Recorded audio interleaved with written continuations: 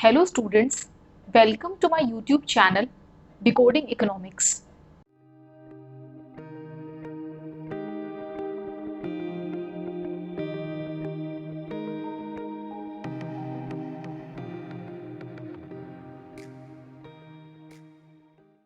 तो चलिए आज के लेक्चर को हम स्टार्ट करते हैं।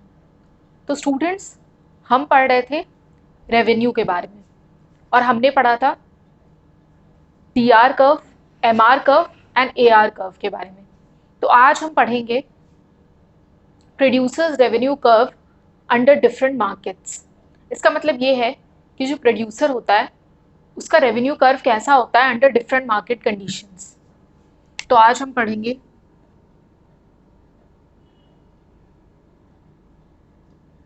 प्रोड्यूसर्स रेवेन्यू कर्व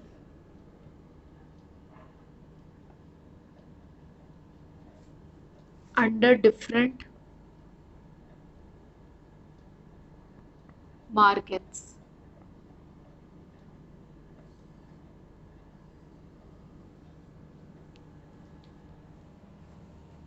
तो हम लोग स्टूडेंट्स पढ़ेंगे कि प्रोड्यूसर का रेवेन्यू कर्व कैसा होता है अंडर डिफरेंट मार्केट फॉर्म्स। तो हमारी पहली मार्केट है परफेक्ट कंपटीशन।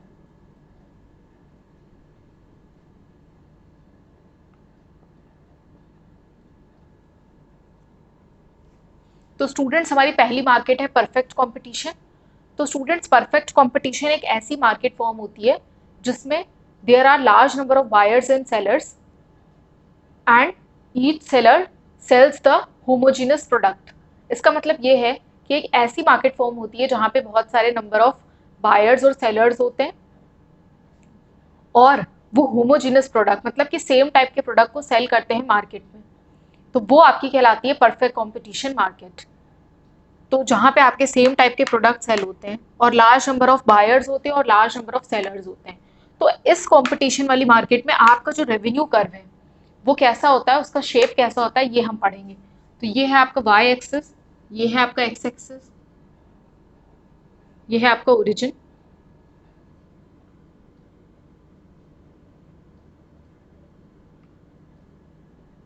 आप क्लियरली यहाँ पे देख सकते हैं कि जो परफेक्ट कंपटीशन होता है उसमें आपका जो एआर कर्व है और जो एमआर कर्व है दोनों horizontal straight line parallel to X axis होते हैं। आपका एआर कर्व और एमआर कर्व जो है horizontal straight line parallel to X axis. ऐसा इसलिए होता है स्टूडेंट्स, ऐसा ये horizontal straight line parallel to X axis इसलिए होता है क्योंकि जो परफेक्ट कंपटीशन होता है उसमें जो आपका सेलर होता है वो प्राइस टेकर होता है। इसका मतलब ये है कि जो भी प्राइस मार्केट में सेट किया जाता है उसी प्राइस पर जितने भी सेलर्स हैं वो सब उस प्रोडक्ट को सेल करते हैं। सारे के सारे सेलर्स उस प्रोडक्ट को एक पर्टिकुलर प्राइस पे ही सेल करते हैं और कोई भी सेलर उस प्राइस को चेंज नहीं करता है। तो ये कॉन्स्टेंट प्राइस होता है जो कि आपका है average revenue, that is AR is equals to price is equals to MR। तो ये आपका कांस्टेंट एक प्राइस सेट हो जाता है और उसी प्राइस पर सब सारे के सारे सेलर्स उसी प्राइस पर उस प्रोडक्ट को सेल करते हैं। अगर कोई भी प्रोड्यूसर ऐसा करता है या कोई भी सेलर ऐसा करता है कि वो अपने प्रोडक्ट को इससे कम प्राइस में या इससे ज़्यादा प्राइस में सेल करता है तो क्या होता है, अगर वो इससे ज़्यादा प्राइस में सेल करने की कोशिश करेगा, कम में तो कोई सेल नहीं करेगा अपने लॉस के लिए, लेकिन ज़्यादा में कोई भी अगर सेल करने की कोशिश करेगा तो ऐसे में वो सेलर अपने कस्टमर्स को लूज कर देगा। इसका मतलब ये है कि कस्टमर उससे नहीं खरीदेंगे बल्कि उससे खरीदेंगे जो कि उसको एक पर्टिकुलर कम प्राइस में दे रहा होगा। तो इसीलिए कोई भी सेलर जो है अपनी कमोडिटी के प्राइस को इंक्रीज नहीं करता है बल्कि एक सेम कांस्टेंट प्राइस पे ही सारे के सारे सेलर्स कमोडिटी को सेल करते हैं। तो ये परफेक्ट कंपटीशन मार्केट में आपका जो रेवेन्यू कर्व है वो आपका horizontal straight line parallel to X axis होता है। तो यहाँ पे हमने स्टूडेंट्स आपका दिखा दिया AR curve and MR curve और यहाँ पे आपका दिखा दिया आउटपुट, या आप इसे यूनिट्स भी बोल सकते हैं। तो ये स्टूडेंट्स आपकी पहली मार्केट कंडीशन थी जो कि थी परफेक्ट कंपटीशन। तो आई होप ये आपको क्लियर हो गया होगा।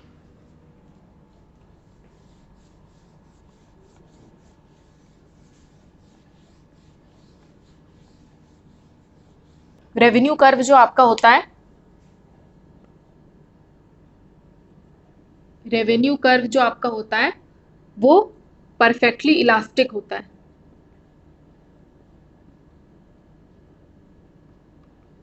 इन case of perfect competition.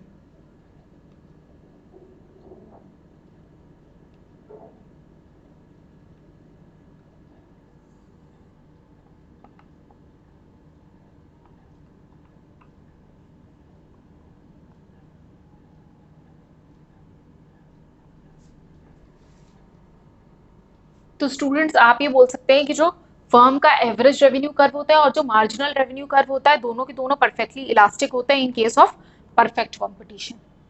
Firms का एआर कर्व भी और एमआर कर्व दोनों के दोनों आपके परफेक्टली इलास्टिक होते हैं in case of perfect competition.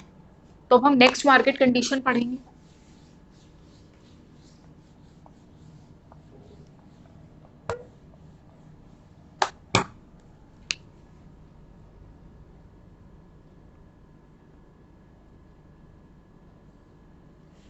तो स्टूडेंट्स आपकी सेकेंड मार्केट कंडीशन है मोनोपोली। तो मोनोपोली आपकी एक ऐसी मार्केट कंडीशन होती है जहां पे there is a single seller and there are large number of buyers and that single seller sell the product in the market. इसका मतलब ये है मोनोपोली एक ऐसी मार्केट होती है जहां पे सिर्फ एक सेलर होता है जो कि प्रोडक्ट को सेल करता है। तो ये तो बिल्कुल क्लियर बात हो गई कि जब एक सेलर प्रोडक्ट को सेल करेगा तो जितने भी लार्ज नंबर ऑफ बायर्स हैं वो सब उसी सेलर से उस प्रोडक्ट को खरीदेंगे। तो जब वो जितने भी लार्ज नंबर ऑफ बायर्स हैं वो उस पर्टिकुलर सेलर से ही इस प्रोडक्ट को खरीद रहे हैं, तो इसका मतलब जो मोनोपोलिस्ट है, जो वो सेलर है, वो अपने प्राइस को अपने अकॉर्डिंग सेट कर सकता है। तो इसमें जो आपका सेलर होता है वो प्राइस मेकर होता है क्योंकि वो अपने प्रोडक्ट को अपने अकॉर्डिंग सेल कर सकता है। तो फिर वो क्या करता है, वो अपने प्रोडक्ट के प्राइस को लो करता है ताकि वो ज़्यादा से ज़्यादा गुड्स को सेल कर सके। तो इसलिए ये एक्स एक्सिस, ये वाई एक्सिस, ये ओरिजिन,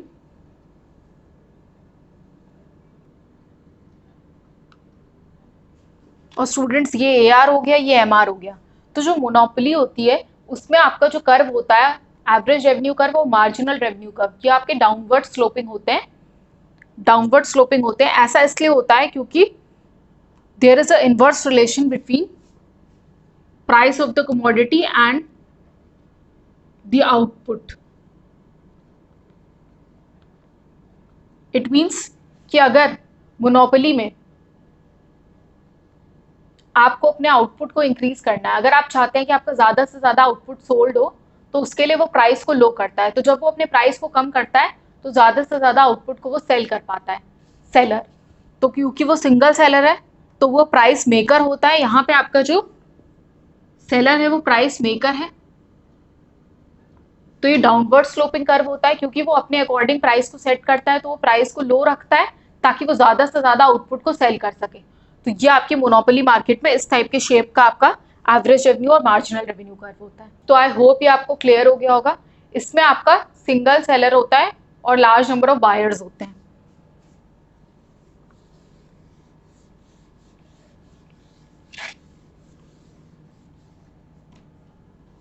थर्ड इज योर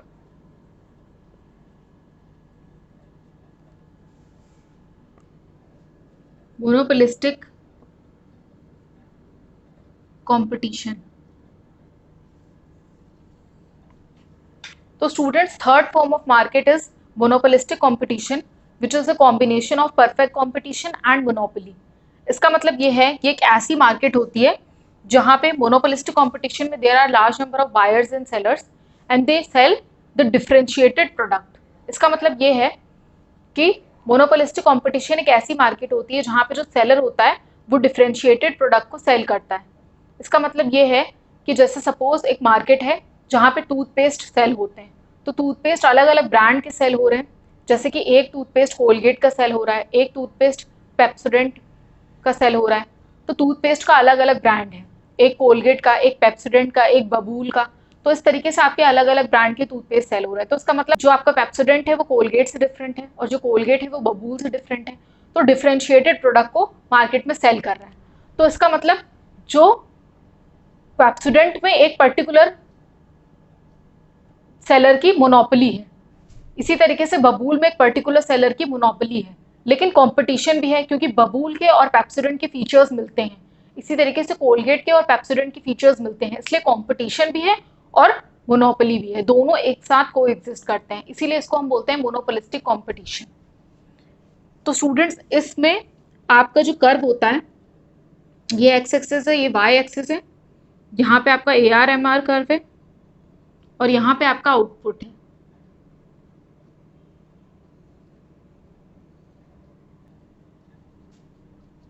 तो ये स्टूडेंट्स आपका AR कर्व है, ये आपका MR कर्व है, ये आपका ओरिजिन है।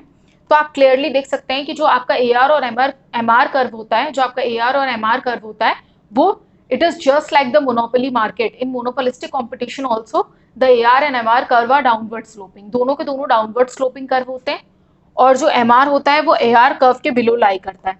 तो मोनोपोलिस्टिक कॉम्पिटिशन में भी, क्योंकि यहाँ पर भी जो प्राइस होता है उसको लो करके ज़्यादा से ज़्यादा आउटपुट को सेल किया जा सकता है, तो इस वजह से यहाँ पर मोनोपोलिस्टिक कंपटीशन में भी आपके AR और MR curve downward sloping curves होते हैं, और AR and MR curves are more elastic. इसका मतलब ये है यहाँ पे AR और MR कर्व्स जो होते हैं वो आपके ज़्यादा इलास्टिक होते हैं as compare to monopoly. Monopoly से ज़्यादा इलास्टिक कर्व्स आपके AR और MR होते हैं इन द मोनोपोलिस्टिक कंपटीशन, और ये डाउनवर्ड स्लोपिंग इसलिए होते हैं क्योंकि प्राइस और आउटपुट के बीच में आपका इन्वर्स रिलेशन है। इसका मतलब ये है कि अपने ज़्यादा से ज़्यादा आउटपुट को सेल करने के लिए आप अपने प्राइस को लो करेंगे, तब आप ज़्यादा से ज़्यादा आउटपुट को सेल करेंगे, लेकिन आप बहुत लो भी नहीं कर सकते क्योंकि फिर कस्टमर क्या करेगा, वो इस प्रोडक्ट को लेने की बजाय दूसरे प्रोडक्ट पे स्विच ओवर कर जाएगा। तो इसलिए कंपटीशन भी है मार्केट में। इसका मतलब ये है